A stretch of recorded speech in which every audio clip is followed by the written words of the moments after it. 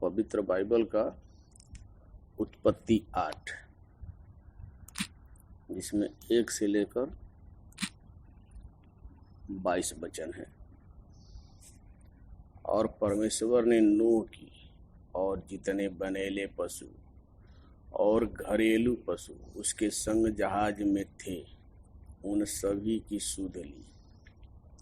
और परमेश्वर ने पृथ्वी पर पवन बहाई और जल घटने लगा और गहरे समुंदर के सोते और आकाश के झरोखे बंद हो गए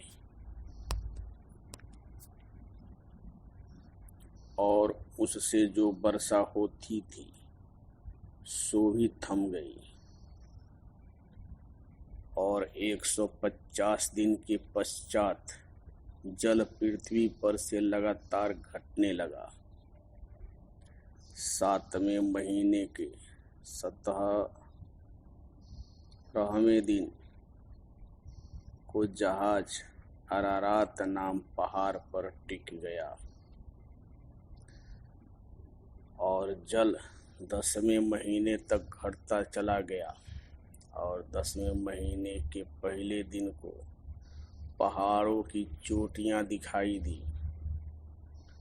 फिर ऐसा हुआ कि 40 दिन के पश्चात नूह ने अपने बनाए हुए जहाज की खिड़की को खोलकर एक कौवा उड़ा दिया। वह जब तक जल पृथ्वी पर से सूख न गया तब तक कौवा इधर उधर फिरता रहा।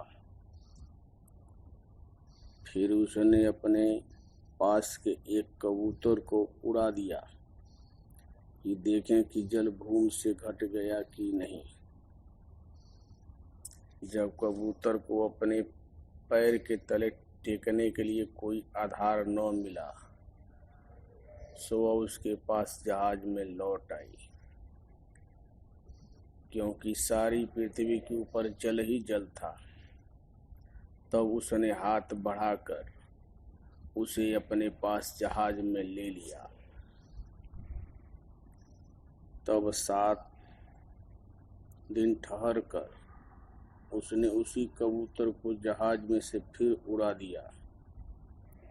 और कबूतर सांझ के समय उसके पास आई तो क्या देखा कि उसकी चोंच में जलपाई का एक नया पत्ता है।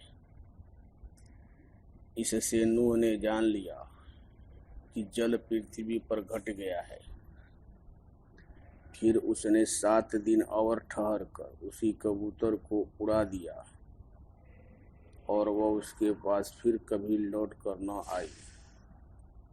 फिर ऐसा हुआ कि 601 बरस पहले महीने के पहले दिन जल पृथ्वी पर से सूख गया।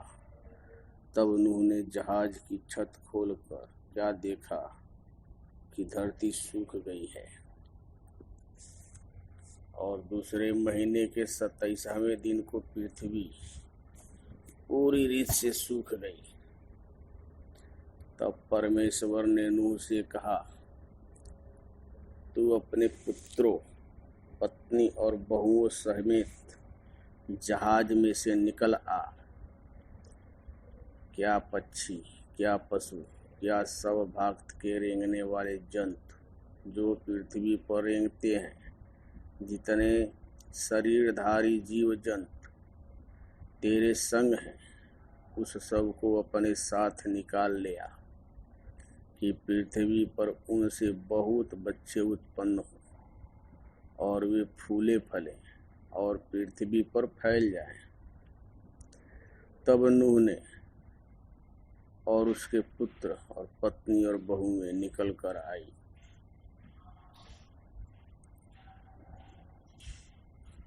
और सब चौपाएं रेंगने वाले जंतु और पृथ्वी जितने जीव जंतु पृथ्वी पर चलते फिरते हैं सो सब जाति जाति करके जहाज में से निकल आए।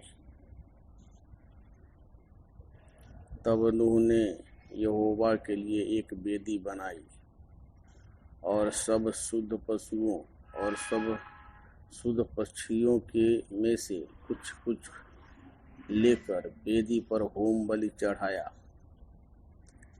इस पर यहोवा ने सुखदायक सुगंध पाकर सोचा कि मनुष्य के कारण मैं फिर कभी भूमि को शाप न दूंगा।